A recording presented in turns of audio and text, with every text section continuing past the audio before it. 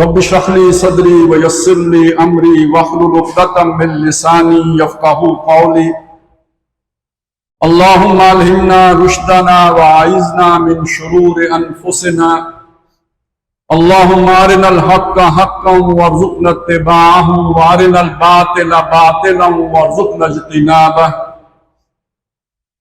اللهم وفقنا لما تحب وترضى آمین یا رب العالمین۔ ربیع الاول کا مہینہ ہے جس میں اللہ تعالیٰ نے ہمیں توفیق دی ہے کہ ساتھیوں کے ساتھ سفر ہوا، یہاں پہ حاضری ہوئی، آپ کے سامنے اس وقت گفتگو کا موقع ہے۔ تو اس موقع کو ظاہر ہے نبی اکرم صلی اللہ علیہ وسلم کی جو بعثت ہے اور خاص طور پر یہ آپ کی پیدائش کا مبارک مہینہ ہے، تو اس کے ساتھ ملا کر ہی کوئی گفتگو کرنے کا موقع بنتا ہے۔ اس کے لیے میں نے یہ جو 3 آیات تلاوت کی ہیں آپ کے سامنے، یہ سورہ انبیاء کی آیات ہیں، اس کے آخری رکوع کی، اور اس میں ذکر یہ ہے کہ اللہ تعالیٰ فرماتے ہیں کہ ہم نے یہ بات کو زبور میں لکھ دی تھی، عام یاد دہانی کی باتوں کے بعد، کہ زمین پر اس کی جو وراثت ہے یا اس کی حکومت ہے وہ میرے نیکوکار بندوں کو ملے گی۔ بے شک اس میں بہت بڑا اعلان ہے ان لوگوں کے لیے جو اللہ کے فرما بردار ہیں، اور اے نبی ہم نے آپ کو نہیں بھیجا مگر سارے جہان والوں کے لیے یا ساری مخلوقات کے لیے رحمت بنا کر بھیجا ہے۔ 3 باتیں کی گئی ہیں۔ زمین کی وراثت بالآخر نیکوکاروں کو ملنی ہے۔ دوسری بات بہت بڑا اعلان ہے۔ تیسری بات یہ کی گئی کہ آپ کو ساری مخلوق کے لیے اور تمام انسانوں کے لیے اور تمام جہان کے لیے رحمت بنا کر بھیجا۔ اب اس بات کو ہمیں سمجھنا ہے آج کے حالات کے تناظر میں، لیکن آج کے حالات کی طرف آنے سے پہلے میں آپ کے سامنے یہ بات رکھنا چاہتا ہوں کہ جن حالات میں یہ آیات نازل ہوئی وہ کیا تھے۔ مکی دور ہے، اور مکی دور کے آخری 2 یا 3 سال ہیں جن میں نبی صلی اللہ علیہ وسلم کی جو بھی سہارے تھے ایک ایک کر کے رخصت ہو چکا ہوا ہے۔ اب ابو طالب دنیا میں موجود نہیں ہے، اگرچہ کہ وہ ہماری روایات کے مطابق ایمان نہیں لائے، لیکن آخری وقت تک نبی صلی اللہ علیہ وسلم کی پوری سپورٹ کرتے رہے۔ جیسے برادری کا بڑا ساتھ ہوتا ہے اس طرح ساتھ رہے۔ ان کے ہوتے ہوئے کوئی آپ کو میلی آنکھ سے نہیں دیکھ سکتا تھا، پوری برادری پورا قبیلہ کھڑا ہے۔ کیوں؟ ابو طالب ساتھ کھڑے ہیں۔ لیکن 10 نبوی میں ان کا انتقال ہو جاتا ہے۔ گھر کا سب سے بڑا سہارا حضرت خدیجہ ہیں رضی اللہ تعالی عنہ، وہ زوجہ بھی ہیں، اور یہ کہ وہ عمر میں آپ سے 15 سال بڑی بھی ہیں، تجربہ کار بھی ہیں، دنیا دیکھی ہوئی ہے، انہوں نے مشورہ بھی دیتی ہیں، سہارا بھی دیتی ہیں، حکمت عملی میں بھی ساتھ دیتی ہیں، جذباتی طور پر بھی سہارا بنتی ہیں۔ ہر اعتبار سے ایک گھر کے اندر آپ کو سکون حاصل جو ہوتا ہے وہ بھی فوت ہو جاتی ہے۔ اب مکے میں آپ کا رہنا مشکل ہو گیا کیونکہ برادری نے بھی ساتھ دینا چھوڑ دیا، لہٰذا آپ طائف کا سفر کرتے ہیں کہ شاید وہاں سے کوئی صورت بن جائے۔ جو کچھ طائف میں ہوا وہ آپ کو معلوم ہے کہ کیا صورت بنی۔ پتھراؤ ہوا، توہین آمیز سلوک ہوا، آپ وہاں سے دنیاوی اعتبار سے امید بھر نہیں آئی، آپ کو واپس آنا پڑا، اور مکے میں داخلہ مشکل ہے۔ خطرہ ہے کہ اگر مکے میں داخل ہوں گے تو دشمن کوئی وار کر دیں گے، کیونکہ فیصلہ ہو چکا ہے کہ ان کو زندہ نہیں رہنے دیں۔ یہ حالات ہیں جن میں اللہ تعالیٰ نبی صلی اللہ علیہ وسلم کو یہ خوشخبری دے رہے ہیں، اس زمین کی وراثت ان ناہنجاروں کے پاس نہیں ہوگی، یہ اختیار ہمیشہ ابو جہل اور ابو لہب کے پاس اور ولید بن مغیرہ اور عتبہ ابن ربیعہ کے پاس نہیں رہے گا۔ یہ ہمارا وعدہ ہے کہ ہم اس زمین کی وراثت اپنے نیکوکار بندوں کو دیں گے۔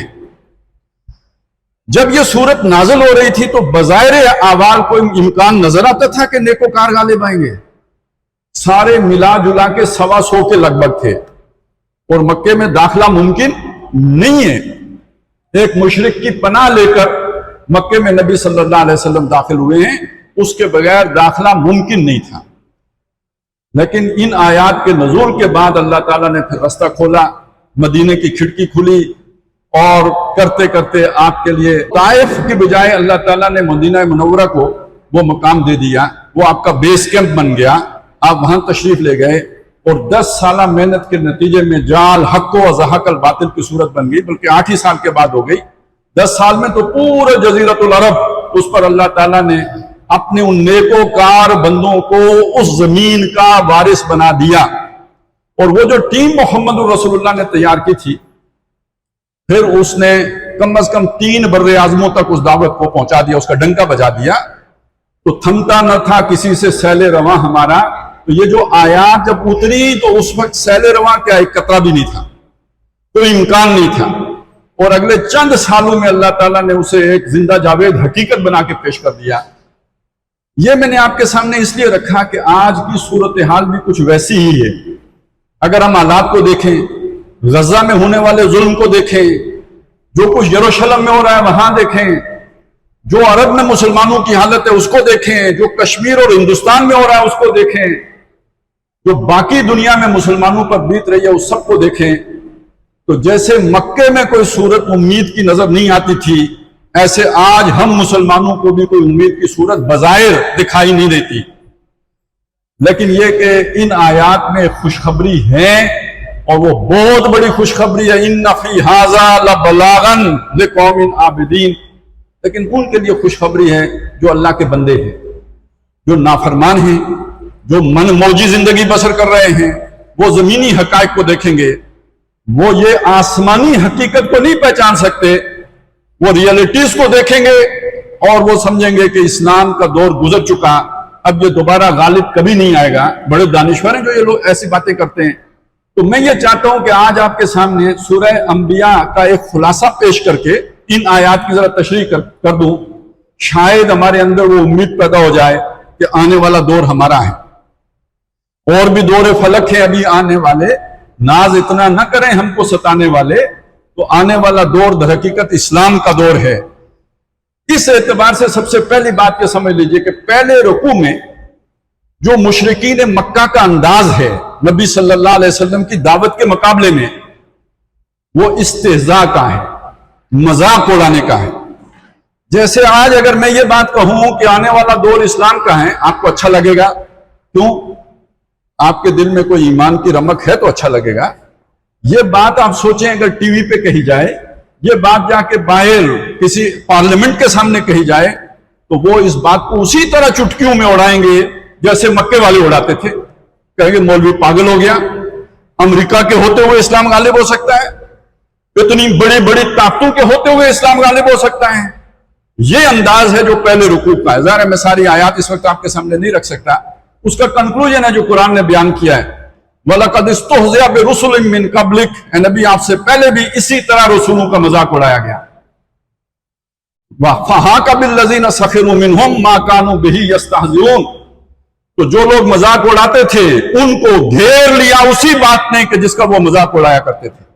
اللہ کے عذاب کا مذاق اڑاتے تھے، اللہ تعالیٰ کی پکڑ کا مذاق اڑاتے تھے. تو اسی پکڑ نے ان کو آ کے گرفتار کر لیا، گرفتار بلا ہوئے اور ہلاک ہوئے اور برباد ہوئے. یوں سمجھ لیجیے پہلے 2-3 رکوع میں اللہ تعالیٰ نے یہی مضمون بیان کیا. ساتھ وجہ بتا دی کہ لوگ یہ بات سمجھ کیوں نہیں پاتے، وجہ کیا ہوتی ہے. وہ وجہ آپ کو بتانا ضروری ہے. اس لیے ضروری ہے کہ ہم پر 4 صدیاں ایسی گزر چکی ہیں جس میں ہم نے زوال ہی دیکھا ہے. 400 سال ہیں ہماری حکومت چلی گئی. جب رہی بھی تو اس کا اختیار نہیں تھا. جو 1924 میں خلافت ختم ہوئی ہے وہ تو مرد بیمار تھا نا، جیسے یورپ کا مرد بیمار. اس کی کوئی وہ جان تو نہیں تھی، وہ شان نہیں تھی جو نبی صلی اللہ علیہ وسلم چھوڑ کے گئے تھے. اصلاً تو 400 سالہ یوں سمجھے زوال ہے کہ جو امت مسلمہ پر مسلط ہے، تاریخ یہ بتاتی ہے. تو جنہوں نے اس زوالی کو دیکھا وہ اس عروج کو سوچ بھی نہیں سکتے جو کبھی مسلمانوں کو حاصل تھا، اور دوبارہ اس سوچ کی ان کے اندر امید نہیں پیدا ہوتی. تو اللہ تعالیٰ ایک بات سمجھاتے ہیں کہ دیکھو میرا جو ایک دن ہوتا ہے وہ 1000 سال کا بھی ہوتا ہے، 10,000 سال کا بھی ہوتا ہے، 50,000 سال کا بھی ہوتا ہے. سورہ معارج میں اللہ تعالیٰ نے 50,000 سال کے دن کا ذکر کیا ہے، اور اس کے بعد فرمایا، چونکہ ادھر اس کا شروع اس بات سے ہوتا ہے سَأَلَ سَائِلٌ بِعَذَابٍ واقع، سوال کرنے والے ایک نے سوال کیا واقع ہونے والے عذاب کے بارے میں، تو اللہ نے کہا یہ تم جلدی مچاتے ہو کیونکہ تمہارا دن 24 گھنٹے کا ہوتا ہے، میرا دن 50,000 سال کا ہوتا ہے۔ تو یَرَوْنَهُ بَعِیدًا، ان کو لگتا ہے بہت دور ہے، وَنَرَاهُ قَرِیبًا، ہم دیکھتے ہیں بہت نزدیک ہے۔ لیکن یہ کہ جنہیں دور لگتا ہے ان کی ساری سوچ جو بنتی ہے وہ بنتی ہے اسی اپنے معیار پر۔ وہ جب دیکھتے ہیں میں پیدا ہوا تو مسلمان غلام، میرے دادا بھی یہی بتاتے ہیں کہ مسلمانوں کو کوئی عروج نہیں تھا، بلکہ یہ کہ 100 سال پہلے الطاف حسین حالی کہہ گئے کہ پستی کا کوئی حد سے گزر نہ دیکھے، اسلام کا گر کر نہ ابھر نہ دیکھے، مانے نہ کبھی کہ مد ہے ہر جزر کے بعد، دریا کا ہمارے جو اتر نہ دیکھے، اور اے خاصا اے خاصان رسول وقت دعا ہے، امت پہ تیری آنکھ کے عجب وقت پڑا ہے، وہ دین کے جو بڑی شان سے نکلا تھا وطن سے پردیس میں وہ آج غریب الغربا ہے۔ تو جس بچے نے بچپن میں یہ سنا، بلکہ اپنے ماں باپ سے سنا، بلکہ اپنے سارے آبا و اجداد یہی سناتے آئے اور مرثیہ ہی پڑھتے رہے، روتے ہی رہے، آج فلسطین میں یہ ہو گیا، آج کشمیر میں یہ ہو گیا، آج اریٹریا میں یہ ہو گیا، آج بوسنیا میں یہ ہو گیا، آج ہندوستان میں یہ ہو گیا، آج بنگال میں یہ ہو گیا، تو ہمیں کدھر عروج ملنا ہے؟ یہ ہماری رات ہے، اب ہمارا دن واپس نہیں آنا۔ تو اللہ نے اس میں ایک اصولی بات اسی سورہ انبیاء کے شروع میں بیان فرمائی، وَمَا خَلَقْنَا السَّمَاءَ وَالْأَرْضَ وَمَا بَيْنَهُمَا لَاعِبِينَ، لوگو میں نے نہیں بنایا آسمان اور زمین اور جو کچھ ان کے مابین ہے کھیلنے کے لیے نہیں بنایا، یہ بامقصد تخلیق ہے۔ اگر خیر و شر کا کوئی نتیجہ نہ نکلے اور شریر لوگ ہی غالب رہیں تو پھر یہ کھیل ہو گیا، پھر سچائی کی کیا حیثیت ہے، امانت کی کیا حیثیت ہے، دیانت کی کیا حیثیت ہے؟ پھر یہ ساری بیکار کی باتیں ہیں۔ تو یہ میں نے آسمان اور زمین کھیل کے لیے نہیں بنائے۔ لو اردنا ان نتخذ لہوا، اگر ہم ارادہ کرتے کہ کوئی کھیل کھیلیں تو ہم اپنے پاس کھیل لیتے، اتخذناہ من لدنا، اپنے پاس کھیل لیتے، ان کننا فاعلین، اگر ہم ایسا کرنے والے ہوتے، یعنی ہم ایسا کرنے والے ہیں نہیں، بالفرض محال اگر ہمیں کوئی کھیل کھیلنا ہوتا اتنی بڑی مخلوق پیدا کرنے کی ضرورت نہیں تھی، اپنے پاس کوئی کھیل کھیل لیتے۔ یہ کوئی کھیل نہیں ہے جو ہم نے کھیلا ہے، بے مقصد تخلیق نہیں ہے۔ یہ جو آپ کو سمجھاتے ہیں نا کہ آپ بندر سے بنے ہیں، یہ بات اتنی بری شاید نہ ہو کس سے بنے ہیں، آج بھی جس شے سے ہم بنتے ہیں کوئی اچھی شے نہیں ہے۔ اصل مسئلہ کیا، وہ کیا بتانا چاہتے ہیں؟ آپ کو کسی نے بنایا نہیں، خود بن گئے ہو، یہ بات بہت بری ہے۔ اصل گمراہی یہ ہے کہ کسی خدا نے نہیں بنایا، کوئی خالق نہیں ہے، یہ ایک حادثہ ہے، یہ کائنات ایک دھماکہ ہوا، بگ بینگ، بڑا سارا دھماکہ ہوا، اس دھماکے سے ایک نظام وجود میں آ گیا۔ ہمارے ہاں دھماکہ ہوتا ہے نظام خراب ہو جاتا ہے، لیکن سائنسدانوں کے ہاں دھماکہ ہوا نظام بن گیا۔ یہ عجیب دھماکہ ہے، معجزاتی دھماکہ تھا، تاریخ انسانی کا ایک دھماکہ جس سے نظام بن گیا، بغیر کسی کے منصوبے کے، بغیر کسی کی پلاننگ کے، بغیر کسی کی کارسازی کے خود نظام بن گیا۔ باقی ہمارے ہاں تو خود کچھ پھٹتا ہے، خود بھی مر جاتا ہے، آس پاس بھی سارے مر جاتے ہیں، سارا نظام بکھر جاتا ہے۔ وہ نظام بننے کے بعد گنگا الٹی بہنا شروع ہو گئی۔ پہلے دھماکے سے نظام بنا کرتا تھا، اب دھماکے سے نظام پھٹا کرتا ہے۔ تو آج کی سائنس تو یہ کہتی ہے دھماکہ ہوتا ہے تو نظام پھٹ جاتا ہے، تب کی سائنس یہ کہتی ہے کہ اس دھماکے سے نظام بن گیا۔ یہ تو قرآن بتاتا ہے نہ، دھماکے سے نہیں، دھماکہ ہوا ہے، ضرور ہوا ہوگا، بلکہ اسی سورہ انبیاء میں ذکر ہے کہ الم یر الذین کفروا ان السماوات والارض کانتا رتقا ففتقناہما، یہ کافر دیکھتے نہیں ہے کہ آسمان و زمین ملے ہوئے تھے، ہم نے انہیں پھاڑا ہے، تو پھٹے ہیں، پھاڑنے والا ہم ہیں، خود نہیں پھٹے۔ یہ بات سمجھنے کی ہے، فعال جو ہے اس کے پیچھے، فاعل جو ہے وہ اللہ کی ذات ہے۔ ہم اس دھماکے کا انکار نہیں کرتے، لیکن اس دھماکے کے اندر جو خباثت ہے وہ یہ ہے کہ وہ خود ہوا نہ، وہ اللہ کے ارادے سے ہوا۔ بس اتنی ساری بات ماننے کی ہے۔ تو اب آپ یہ بات سمجھ لیں، اللہ کہتے ہیں اتنا کھکھیڑ مول لینے کی کیا ضرورت تھی؟ ہم خود کوئی کھیل کھیل لیتے اپنے پاس، لیکن ہم ایسا کرتے ہی نہیں۔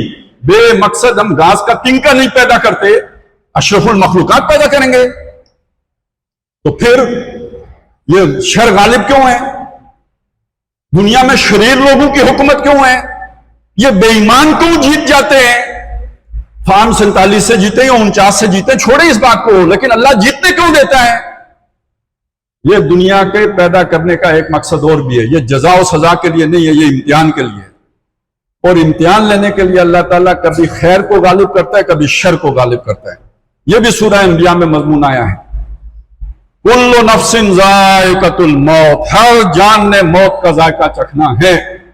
وَنَبْلُوكُمْ بِالشَّرِّ وَالْخَيْرِ، ہم تمہارا امتحان لیں گے کبھی شر سے کبھی خیر سے۔ تو دنیا میں کبھی فرعون غالب ہو جاتا ہے، کبھی نمرود غالب ہو جاتا ہے، کبھی آج کا جمہور غالب ہو جاتے ہیں اور اپنی اپنی مرضی کرتے ہیں۔ فرعون بھی اپنی مرضی کرتا ہے، نمرود بھی اپنی مرضی کرتا ہے، اور جن کو اللہ نے آج غالب کیا ہوا ہے وہ بھی اپنی مرضی کرتے ہیں۔ بندہ مومن کے لیے دونوں صورتوں میں امتحان ہوتا ہے، مکی زندگی میں بھی امتحان ہوتا ہے کہ صبر کرتے ہیں یا نہیں کرتے، اور مدنی زندگی میں بھی امتحان ہوتا ہے کہ اللہ نے اقتدار دے دیا ہے، اب اللہ کے حکم کے مطابق فیصلے کرتے ہیں یا نہیں کرتے۔ دونوں صورتیں امتحان کی ہیں۔ وَنَبْلُوكُمْ بِالشَّرِّ وَالْخَيْرِ، لیکن جب شر آتا ہے تو ایسا تو نہیں کہ میرے حساب کے مطابق آئے، 10 دن رہے اور پھر ختم ہو جائے، وہ اللہ کے حساب سے آئے گا۔ 400 سال کا بھی آ سکتا ہے، 500 سال کا بھی آ سکتا ہے، 1000 سال کا بھی آ سکتا ہے۔ جب خیر آتا ہے وہ کتنا عرصہ رہے گا، یہ بھی فیصلہ اللہ کرتا ہے۔ دنیا اس نے امتحان کے لیے بنائی ہے، کبھی شر سے آزماتا ہے، کبھی خیر سے آزماتا ہے، کبھی شر غالب ہو جاتا ہے، کبھی خیر غالب ہو جاتا ہے۔ ستیزہ کار رہا ہے ازل سے تائیں روز، یہ ہمیشہ یہ خیر اور شر کی جنگ چلی آ رہی ہے، اور اسی میں بندہ مومن کا امتحان ہے۔ تو بات جو سمجھائی اللہ تعالیٰ نے وہ کیا، بل نقذف بالحق علی الباطل فیدمغہ، ہم حق کی ضرب لگاتے ہیں باطل کے سر پر، وہ اس کا بھیجا نکال دیتا ہے۔ فَإِذَا هُوَ زَاهِقٌ، چلا جاتا ہے۔ اپلائی کریں، مکے میں باطل غالب تھا، قرآن کہہ رہا ہے ہم حق کی ضرب لگاتے ہیں، اور لگاتے ہیں تو باطل رخصت ہو جاتا ہے۔ جاء الحق وزهق الباطل،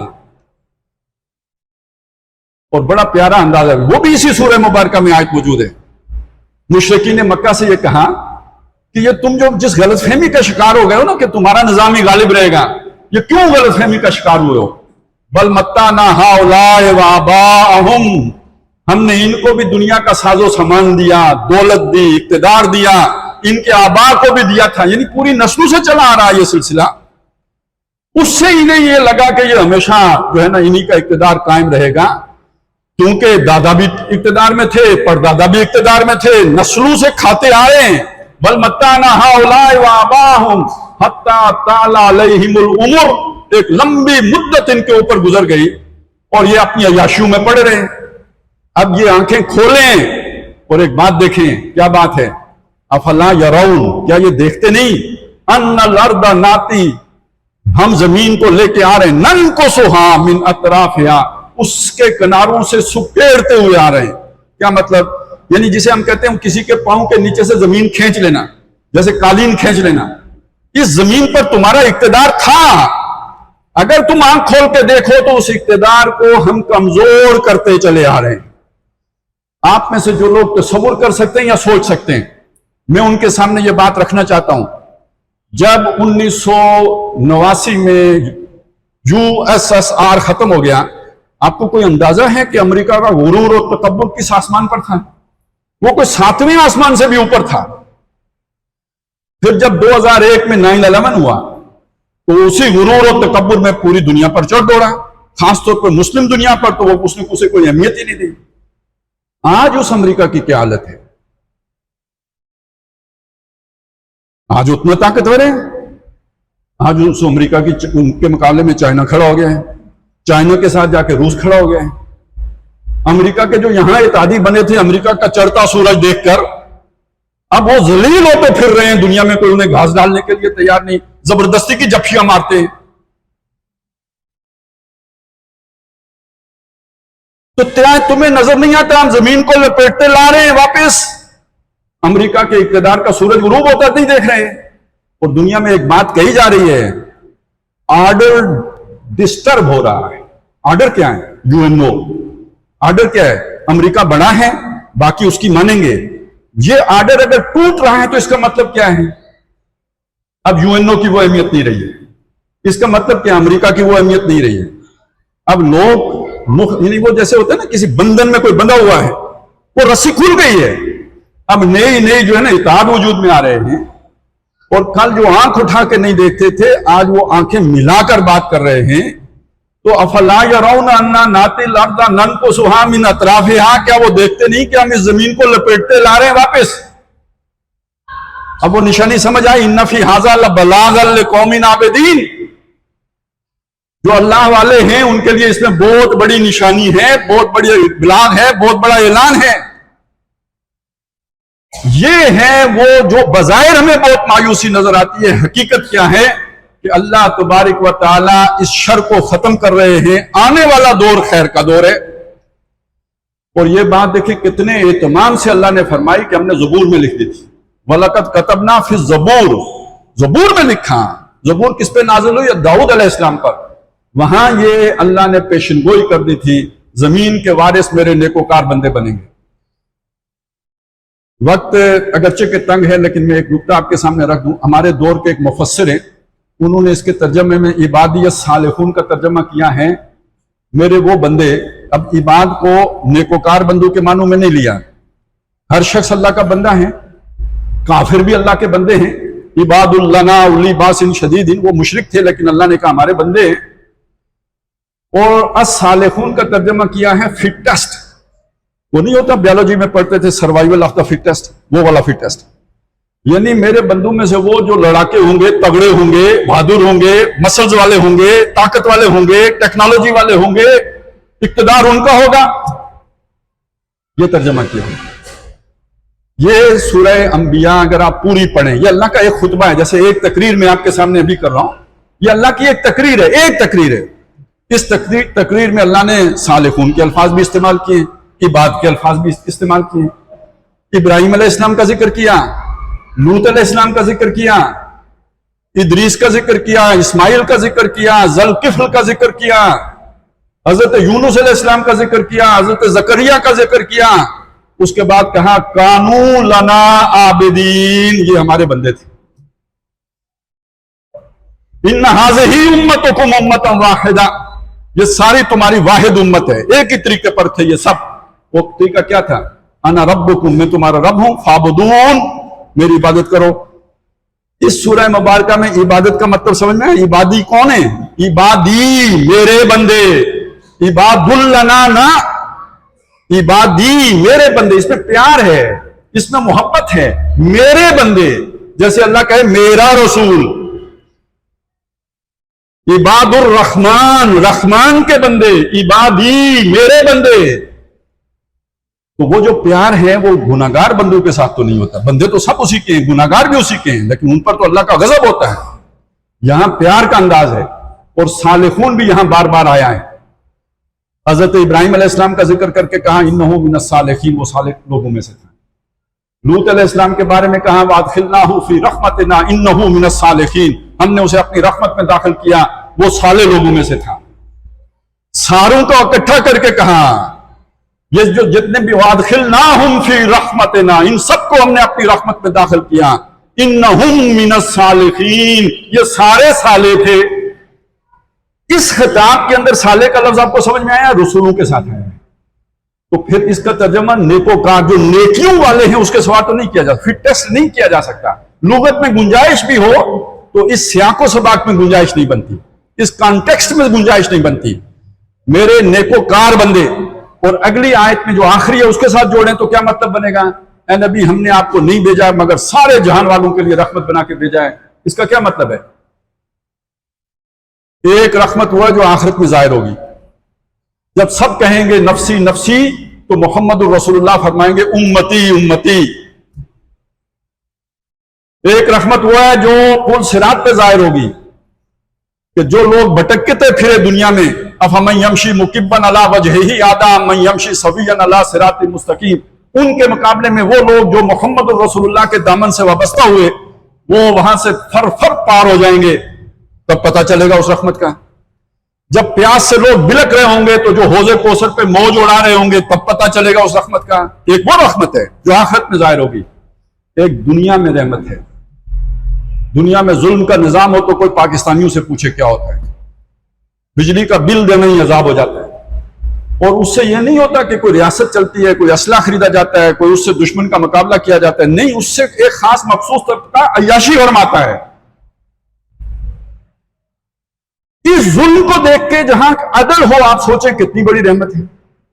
جہاں پائی پائی کا حساب ہو, جہاں خلیفہ وقت یہ کہے کہ میں اپنے اوپر صرف اتنا ہی خرچ کروں گا جتنا کوئی کم ترین شہری خرچ کرتا ہے اپنے خاندان کے اوپر, اس سے زیادہ میں اپنے لیے نہیں لوں گا. جہاں کوئی بیمار پڑے تو خلیفہ کہے میری ذمہ داری اپنی بیوی کو لے کے آئے کہ بھئی یہ زچہ بچہ کا کیس ہے, یہ تم نپٹاؤ کیونکہ میں ان کا رکھوالا ہوں. جہاں ماں بچے کا دودھ چھوڑانا چاہے اس لیے کہ دودھ چھوٹے گا تو ریاست وظیفہ دے گی, اس سے پہلے وظیفہ نہیں دے گی. تو بچہ رو رہا ہے, خلیفہ پوچھے بچہ کیوں رو رہا ہے؟ دودھ چھوڑا رہی ہوں. دودھ کیوں چھوڑا رہی ہوں؟ تاکہ وظیفہ ملے. آج تو پولیس والا کہے گا اچھا حکم کی خلاف ورزی کر رہی ہے, چلو FIR کاٹو. خلیفہ وقت نے FIR نہیں کٹوائی, اس نے جا کے اپنا آرڈیننس بدلا. اس نے کہا کل سے جو بچہ جو ہی پیدا ہوگا اس کا وظیفہ جاری ہو جائے گا تاکہ ماں کو دودھ میں چھڑانا پڑے. اس میں آپ کو کوئی رحمت نظر آتی ہے یا نہیں آتی؟ اس میں کافروں کے لیے بھی رحمت ہے یا نہیں؟ آپ سوچیں ذرا, دیکھیں یہ کہانیاں پرانی نہیں ہیں, آج بھی ہو سکتا ہے یہ سب. دنیا اسی کی تلاش میں ہے, آپ کی نمازوں اور داڑیوں کی تلاش میں نہیں ہے, اس کی تلاش میں ہے. آپ سوچیں, تصور کریں, آج بھی انسان یہاں نہیں پہنچ پایا. ریاست کے اپنے مفادات ہوتے ہیں, ان سے ہٹ کر جو پالیسی نہیں بنتی. عدالتیں بھی ریاست کی پالیسی سے ہٹ کر فیصلے نہیں کرتی. قانون اپنی جگہ پہ, پالیسی اپنی جگہ پہ. لیکن آپ سوچیں کہ خلیفہ وقت ہے, اس کا ایک کیس ہے, چوری کا مقدمہ ایک یہودی کے اوپر قائم ہے. خلیفہ کا دعویٰ ہے کہ اس کے پاس یہ جو ذرہ ہے یہ میری ہے, اس نے چوری کی ہے. خلیفہ گواہ مانگتا ہے, وہ گواہ میں اپنا بیٹا اور غلام پیش کرتے ہیں. قاضی گواہ مانگتا ہے, وہ جب یہ پیش کرتے ہیں اس نے کہا کہ نہیں, بیٹے کی گواہی نہیں قبول ہوگی اور غلام کی گواہی بھی نہیں قبول ہوگی, آپ آزاد گواہ لے کے آئیں. خلیفہ کہتے ہیں میرے پاس آزاد گواہ نہیں ہے, مقدمہ خارج ہو جاتا ہے. آج جتنے ہمارے مسلمان ملک ہیں اس کی کوئی مثال آپ کو مل سکتی ہے؟ اور مجھے بتائیں اس نظام کی تلاش میں کافر بھی ہے یا نہیں ہے؟ مجھے بتائیں, آپ سوچیں, آج رات جا کے سوچیں, مجھے نہ بتائیں چلیں اس کی تلاش میں کافر ہے یا نہیں ہے. یہ فرانس میں جو انقلاب آیا وہ اسی کی تلاش میں آیا تھا. یہ جو روس میں انقلاب آیا اسی عدل کی تلاش میں آیا تھا. وہ رحمت اللہ نے محمد صلی اللہ علیہ وسلم کو بنا کے بھیجا. میں آپ کے سامنے آج کا ایک مسئلہ رکھ دیتا ہوں, اس سے آپ کو بات سمجھ میں آ جائے گی. ہم کہتے ہیں گلوبل ولیج ہے. ولیج آپ سمجھتے ہیں نا, گاؤں کس کو کہتے ہیں؟ گاؤں میں 2 چودھری ہوں تو گاؤں میں امن ہوگا. 1 چودھری ہوگا تو امن ہوگا, 2 چودھریوں سے امن نہیں ہو سکتا. جب یہ گلوبل ولیج بن گیا, چودھری ایک نہیں ہے, تو پہلی جنگ عظیم ہوئی, دوسری جنگ عظیم ہوئی, اب پھر پھڈا پڑا ہوا پتہ نہیں کیا ہوگا, اور اب ہوئی تو کروڑوں بلکہ اربوں کا حساب کتاب ہے کہ لوگ مارے جائیں گے. ظلم کا نتیجہ سمجھ میں آیا؟ یہ نتیجہ نکلتا ہے. اب جو سوچنے سمجھنے والے لوگ ہیں وہ یہ چاہتے ہیں کہ کوئی ایسا نظام بن جائے کہ پوری دنیا ایک آرڈر کے تلے آ جائے. ون ورلڈ آرڈر, آپ نے سنا نا, 30-40 سال سے ہم سنتے آئے ہیں. کیوں؟ تاکہ یہ جو آپس میں سینگ پھنسا کے لوگ بیٹھے ہوئے نیشن سٹیٹس, یہ ختم ہو, ایک ورلڈ آرڈر ہو. اب اس ورلڈ آرڈر کی بنیاد کیا ہو؟ دیکھیں, جب جرمنی ایک متحدہ قوم ہے تو قومیت کی بنیاد پر, نیشنلزم کی بنیاد پر, فرانسیسی فرینچ نیشنلزم کی بنیاد پر ہے. یہ نیشنلزم ہے جس نے یہ ریاستیں بنائی ہوئی ہیں, نیشن سٹیٹس. ورلڈ سٹیٹ آپ بنانا چاہتے ہیں, بنیاد کیا ہے آپ کے پاس؟ رنگ نہیں, کوئی گورا ہے کوئی کالا ہے. زبان نہیں, کسی کی کون سی زبان ہے کسی کی کون سی زبان ہے. علاقہ نہ, اپنے اپنے رسم و رواج, اپنے اپنے طور طریقے, اپنا اپنا تہذیب, اپنی اپنی کلچر. جو دنیا میں متحد ہونے کی جتنی اساسات موجود ہیں ان میں سے ہر اساس ورلڈ آرڈر کا راستہ کاٹتی ہے. آپ رنگ کو بنیاد بناتے ہیں تو رنگ لڑائی کراتا ہے. آپ زبان کو بنیاد بناتے ہیں، اس کی بنیاد پر سب ایک ہو نہیں سکتے، ایک زبان ہے نہیں. ہر وہ شے جس کی بنیاد پر آج قومیں وجود میں آئی ہیں، اتحاد ہوا ہے قوموں کے درمیان، وہ بنیاد ورلڈ آرڈر کے راستے کی رکاوٹ ہے. اب آپ سوچیں دنیا میں کون سی آئیڈیالوجی ہے جو ورلڈ آرڈر کے لیے اساس کا کردار ادا کر سکتی ہے؟ قرآن مجید کا ایک دعویٰ ہے، یا ایھا الناس، اے لوگو، انا خلقناکم من ذکر و انثی، ہم نے تمہیں پیدا کیا ہے. پیدا کرنے والے ہم، خود نہیں بنے ہو. یہ بگ بینگ کا نتیجہ نہیں ہے، یہ ایوولوشن کا نتیجہ نہیں ہے، ہم نے پیدا کیا تمہیں. من ذکر و انثی، ایک مرد ایک عورت سے. دیکھیں بنیاد مل گئی آپ کو یا نہیں ملی؟ خالق ایک، سب کا خالق، گورے کا، کالے کا، انگریزی بولنے والے کا، اردو بولنے والے کا، سب کا خالق ایک، اور سب کے ماں باپ ایک. کوئی اور بنیاد مجھے کسی اور کے پاس ہو تو بتائیں. انا خلقناکم من ذکر و انثی وجعلناکم شعوبا وقبائل، اور یہ جو شعوب ہیں، قبائل ہیں، برادریاں ہیں، ذاتیں ہیں، اس میں ہم نے تمہیں کیوں تقسیم کیا؟ ریاست بنانے کے لیے، کنبہ بنانے کے لیے، قبیلہ بنانے کے لیے نہ، آپس میں پھوٹ ڈالنے کے لیے نہ. اس میں ہم نے تمہیں اس لیے تقسیم کیا لتعارفوا، ایک دوسرے کو پہچان سکو. سب ایک ہی ٹھپے کے ہوتے تو نادرا کیا کرتا؟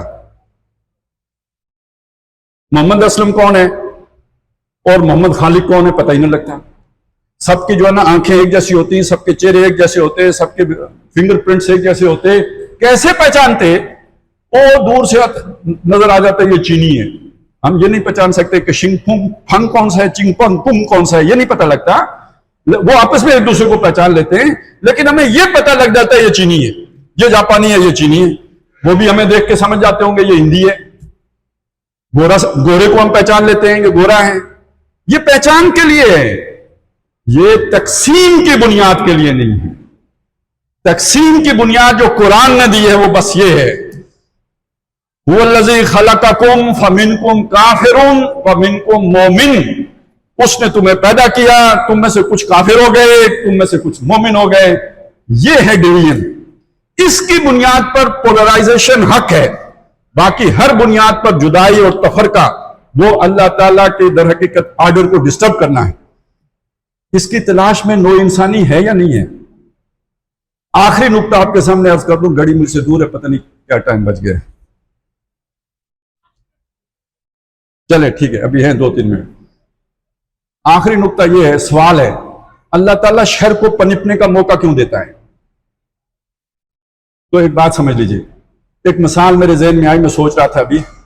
اس زمین کے اوپر ہمارا وزن ہوتا ہے، جب ہم خلا میں چلے جاتے ہیں تو وزن ماس 0 ہو جاتا ہے، کوئی وزن باقی نہیں ہوتا. اسی طرح ایک تشریع ہے، تشریعی احکام ہیں، وہ اپنی جگہ پہ ہیں، اس میں خیر بھی ہے شر بھی ہے، یہ کرو یہ نہ کرو، ڈوز ڈونٹ سارے آ جائیں گے. یہ ظلم ہے، یہ زیادتی ہے، یہ تشریع کی سطح. جب آپ تکوین کی سطح پہ چلے جائیں، جیسے خلا میں چلے جائیں وزن ختم، ایسے خیر اور شر کی تقسیم ختم. اللہ کے ہاتھ جو بھی اللہ کر رہا ہوتا ہے خیر ہی خیر ہوتا ہے. بِیَدِکَ الْخَیْرُ، تیرے ہاتھ میں خیر ہی خیر ہے. اس نے اگر بادشاہت دی ہے نمرود کو، وہ بھی کوئی خیر ہوگا، ہمیں نہیں پتا. اس نے اگر حکمران بنا دیا ہے فرعون کو، اس میں بھی کوئی خیر ہوگا. لیکن اسے اوپر رکھیں، ادھر زمین پر آ کے رکھیں گے نا تو بہت گڑبڑ ہو جائے گی. ایک ویژن کی سطح پر آپ کے سمجھیں کہ اس میں کوئی خیر ہوگا، مجھے سمجھ آتی ہے یا نہیں آتی. یہاں پر میرا فرعون سے جھگڑا ہوگا تب میں امتحان میں کامیاب ہوں گا. یہاں پر میرا نمرود سے جھگڑا ہوگا تب میں امتحان میں کامیاب ہوں گا. اگر میں یہاں یہ کہتا ہوں کہ اللہ کی مرضی تو وہی ٹھیک ہے جو اللہ نے کر دیا، یہ اللہ کی مرضی نہیں تھی کہ میں یہ رستہ اختیار کروں. اللہ تعالیٰ نے کیوں موسیٰ علیہ السلام کو فرعون کی طرف بھیجا؟ اللہ نے کیوں ابراہیم علیہ السلام کو نمرود کی طرف بھیجا؟ تو یہاں پہ وزن ہے.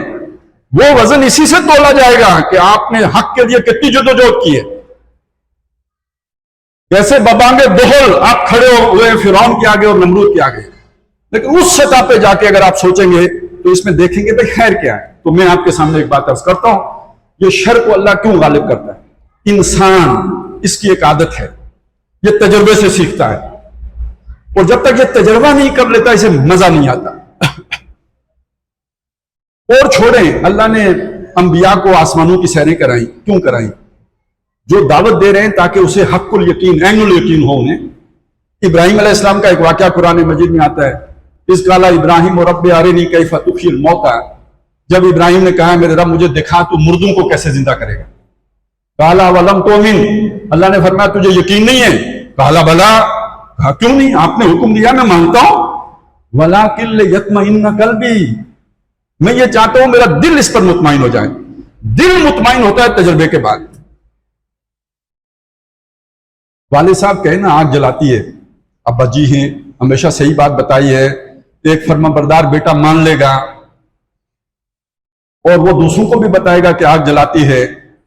لیکن آپ سوچیں کبھی ہیٹر کے ساتھ اس کا ہاتھ لگ جائے، اس کے بعد جو اسے یقین آئے گا وہ ابا جی کے بتائے تو ویسا یقین نہیں آ سکتا. اللہ تعالیٰ نے نبوت ختم کی، کبھی ختم نہیں کی، ہمیشہ کوئی نہ کوئی نبی موجود رہا. کلما ہلاک نبی خلفہ النبی، جب ایک نبی وفات پاتا تھا اس کی جگہ لینے نبی ہی آتا تھا. اچانک آ کے اللہ نے فرمایا آپ کے بعد کوئی نبی نہیں، ختم. لا نبی یا بعدی، حضور نے فرمایا میرے بعد کوئی نبی نہیں. اور اگر کوئی دعویٰ کرے گا تو دجال ہوگا، کذاب ہوگا، جھوٹا ہوگا. تو یہ پہلا سوال یہ کہ اللہ نے نبوت کیوں ختم کر دی. دوسرا سوال یہ کہ اللہ نے یہ شر کو کیوں غالب ہونے دیا. تو اس بات کو سمجھ لیں، ہم سب کون ہیں؟ اللہ کی مخلوق. الخلق عیال اللہ، یہ مخلوق اللہ کا کنبہ ہے. اللہ اس کی تربیت کرنا چاہتے ہیں. اس نے اپنا ویم، اپنی سوچ، اپنی آئیڈیالوجی قرآن مجید میں اپنی مخلوق کے سامنے پیش کر دی. لیکن وہ یہ بھی چاہتا ہے کہ وہ اس کا تجربہ بھی کر لیں. اب تجربہ تکلیف دہ عمل ہے. آپ میں سے جن لوگوں نے سائنس پڑھی انہیں پتہ ہے، تھیوری آپ نے کلاس روم میں، ٹھنڈے کلاس روم میں بیٹھ کے پڑھ لی، تجربہ تو جا کے لیبارٹری میں کریں گے. وہاں بدبوئیں بھی آئیں گی، وہاں پہ ہاتھ جلنے کا خطرہ بھی ہو، ساری پرابلمز تجربے میں آتی ہیں. یقین تجربے کے بعد آتا ہے، لیکن تجربہ بہرحال تلخ ہوتا ہے، اس کے ساتھ تکلیف ہوتی ہے. آپ نبوت کی بات کو آنکھیں بند کر کے مان لیں، بغیر تکلیف کے صحیح راستے پہ چلیں گے نہیں. جائیں گے کدھر؟ پھر اسی درخت کے نیچے آئیں گے. لیکن بہت ساری ٹھوکریں کھانے کے بعد، فارسی میں کہتے ہیں ہر چے دانا کند کند را ناداں، ہر وہ کام جو عقل مند آدمی کرتا ہے بالآخر بے وقوف بھی وہی کام کرتا ہے. ولیک بعد از خرابی بسیار، بہت ساری خرابیاں کرنے کے بعد سیکھ کے مار کھا کے واپس آتا ہے. قرآن کہتا ہے افمن یمشی مکبا علی وجہہ اہدی امن یمشی سویا علی صراط مستقیم. بھلا وہ شخص کہ جو سیدھا تن کے چل رہا ہے، جسے اپنا ہدف معلوم ہے، وہ زیادہ صحیح ہے یا وہ صحیح ہے جو پیٹ کے بل گھسٹ رہا ہے، زگ زیگ میں چل رہا ہے، کبھی ادھر سے ٹھوکر کھاتا ہے، کبھی ادھر سے ٹھوکر کھاتا ہے. یہ جو ہمارے ہاں ایک فلسفہ ہے ڈائلیکٹیکل میٹیریلزم کا، اس انداز میں ارتقا کر رہا ہے. ان میں زیادہ سیدھا کون ہے؟ لیکن بہرحال تجربے ہی سے انسان کو یقین آتا ہے. لہٰذا اللہ تعالیٰ نے یہ 14 صدیاں جو حضور کے بعد کی گزری ہیں، یہ انسان کو ایک تجربے سے گزارا ہے. اور آخر کار انسان پہنچے گا کہاں؟ یہ سارے تجربے کرتے کرتے یہ پہنچے گا محمد رسول اللہ صلی اللہ علیہ وسلم کے قدموں میں. کیوں؟ وما ارسلناک الا رحمۃ للعالمین. اصل رحمت وہ ہے، لیکن انسان سیکھ کے وہاں جائے گا. یہ مضمون اقبال نے بیان کیا ہے. ہر کجا بینی جہان رنگ و بو، آنکھ از خاکش پہ رویت آرزو، یا کہ زے نور مصطفیٰ اورا بھاس، یا ہنوز اندر تلاش مصطفیٰ. یہ دنیا میں جو بھی آپ کو کوئی بھلائی، نیکی، خیر، عدل، انصاف کی بات، حقوق انسانی کی بات نظر آتی ہے، یہ سب دین ہے محمد رسول اللہ کی. اور یہ جو نو انسانی جس تک وہ دو میں ہے، یہ در حقیقت محمد رسول اللہ کو تک پہنچنے کی تلاش میں، ہنوز اندر تلاش مصطفیٰ. اور اب یہ جو آخری بات ہے نا، وما ارسلناک الا رحمۃ للعالمین اور عبادی الصالحون، پوری زمین. ایک حدیث، ویسے تو 3 حدیثیں میں سنانا چاہتا تھا، وقت ختم ہو گیا، لیکن یہ کہ میں چلیں ایک تو سنائی دوں، آپ اجازت دیں. اللہ نبی صلی اللہ علیہ وسلم نے فرمایا ان اللہ زوالی الارض، بے شک اللہ نے یہ زمین مجھے لپیٹ کے دکھائی. فرآئی تو مشارقہا و مغاربہا، میں نے اس کے سارے مشرق دیکھے، سارے مغرب دیکھے. وَإِنَّ أُمَّتِي سَيَبْلُغُ مُلْكُهَا مَا زُوِّيَ لِي مِنْهَا، اور میری امت کی حکومت تو سب پر قائم ہوگی جو اللہ نے مجھے لپیٹ کے دکھایا. अन्नल अर्दा यरिसुहा इबादियस सालिहून, जमीन के वारिस नेकोकार बंदे बने। इस जमीन के लिए रसूल बना के अल्लाह ने मोहम्मद को भेजा सल्लल्लाहु अलैहि वसल्लम, सारे जहान वालों के लिए भेजा। वो सारा जहान दिखाया, आपने देखा, और फिर ये बताया कि सब पर मेरी उम्मत की हुक्मरानी होगी। अब इबादियत सालिहून में कोई शक रहा? कौन लोग हैं? मोहम्मद रसूलुल्लाह की उम्मती है। इस रबीउल अव्वल के मौके पर आपके सामने ये जो बात आई है, अब हुजूर की मोहब्बत का तकाजा क्या है? जैसे उस सरजमीन अरब पर पहली मर्तबा उस दीन को कायम करने के लिए आपके साथियों ने जाने निछावर की और कुर्बानियां दी और कैरियर कुर्बान किए और रिश्ते तोड़े, आज वो जमात बने जो अल्लाह के दीन को गालिब करने के लिए उसी तरह तन मन धन लगाए। और आसमां होगा शहर के नूर से आईना पोश, और जुल्मत रात की सीमा पा हो जाएगी। फिर दिलों को याद आ जाएगा पैगाम सुजूद, फिर जबी खा के हरम से आशना हो जाएगी। आंख जो कुछ देखती है लब पे आ सकता नहीं, मैं भी हैरत हूं कि दुनिया क्या से क्या हो जाएगी। शब गुरेजा होगी आखिर जलवाए खुर्शीद से, ये चमन मामूर होगा नगमे तौहीद से। पूरी दुनिया में अल्लाह का कलमा सरबुलंद होगा। अल्लाह का कलमा सरबुलंद होगा तो सरवाइव कौन करेगा? जो अल्लाह वाला होगा। लिहाजा ये इबादियत सालिहून का अब अगर आप तर्जुमा सर्वाइवल ऑफ द फिटेस्ट करेंगे तो मतलब क्या होगा? जो इबादत के तकाजे पूरा करेगा वही सर्वाइव करेगा। और ये बात भी इकबाल ने कही है, इस दौर में सब मिट जाएंगे, हाँ बाकी वो रह जाएगा जो कायम अपनी राह पे है और पक्का अपनी हट का है। हमारी हट क्या है? हमारा मजहब, हमारा दीन, नबी सल्लल्लाहु अलैहि वसल्लम की सुन्नत, जो उस पर पक्का होगा वो बचेगा। बाकी सब ये जो अभी भट्टी देखने वाली है जंग की, इसमें काम आ जाएंगे। अल्लाह ताला मुझे आपको इस रबीउल अव्वल में मोहम्मद रसूलुल्लाह का सच्चा उम्मती बनने की तौफीक अता फरमाए, उनके मिशन की तकमील में हिस्सा डालने की तौफीक अता फरमाए। अक़ूलु क़ौली हाज़ा व अस्तग़फ़िरुल्लाह ली व लकुम व लिसाइरिल मुस्लिमीन वल मुस्लिमात।